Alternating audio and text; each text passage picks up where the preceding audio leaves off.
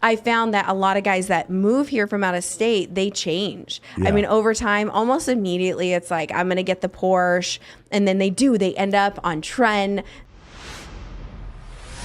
Because you mentioned before about the typical Vegas guy, okay? This podcast is for a large audience, but also I like to introduce, I don't want to sell you Vegas, I want to teach you Vegas. For those of you who are interested, and by the way, I have a Vegas immersion program where guys come and stay with me, stay here for a week, and I try to teach them Vegas, and I also have a live-in program where guys do a month with me. In this situation, I want people to understand the typical Vegas guy, what you're talking about, but also describe the guy here, because the guy is different here, right? The guy here knows how to dress a little better. Yeah. The guy here is taking trend, Yes. and he's taking drone, right? So Yes. Can you describe the typical Vegas man? The typical Vegas guy is the one that has the flashy car. Okay. He wears the nice clothes. He knows all the words. Hence why. And honestly, when I met Jeremy, I was like, not because of the way not because of who he is, but it's that Vegas perception. Yeah. They're cheaters, typically out all night, fucking boy. Mm-hmm. I mean, let's be real. They're Keep going. Say another one. What else are we doing? Get it, guys. What else are we doing?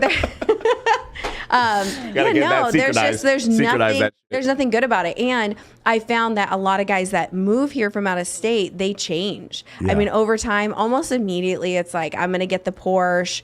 And then they end up on trend. They end up, because they got to get to the gym because they got to look good when I go to the pool. It's just stupid. It's to the point where you can tell what steroids they're on by the way they act and with their body. There's so much I want to say right now. Go ahead, let's do it. Let's talk about it. Fucking say it. Let's talk about trend. So here we go. Let's have a discussion about Deca and trend. Can you talk about that?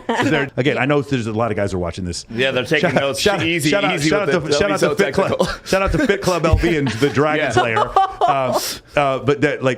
Shout out. I love those guys. But I don't mean to beat everyone on trend. But some people, when you abuse this stuff will can make you go crazy. Go ahead. It does. And not only that, but it also stops.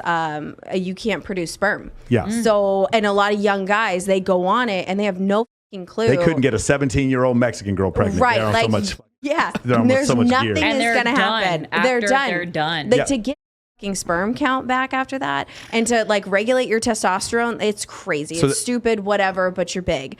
My experience on it was there was a lot of aggression. And I was told after the trend had worn off was, we would have sex and there were certain times where I literally wanted to rip you to shreds. And I was like, that's scary. Right. How did I not know? But there was definitely a difference, and it's a whole lifestyle. I competed as well. I was a bikini competitor. Yeah. My ex went pro in bodybuilding, and it's a whole lifestyle. But man, especially in this town, it seems like every guy is on something. Yeah. Because you gotta look amazing. To be real, I'm at a point in my life. Listen, I would rather you have a dad bod and be a good human, Yeah. and then have ripped 6-pack abs. I don't care about that.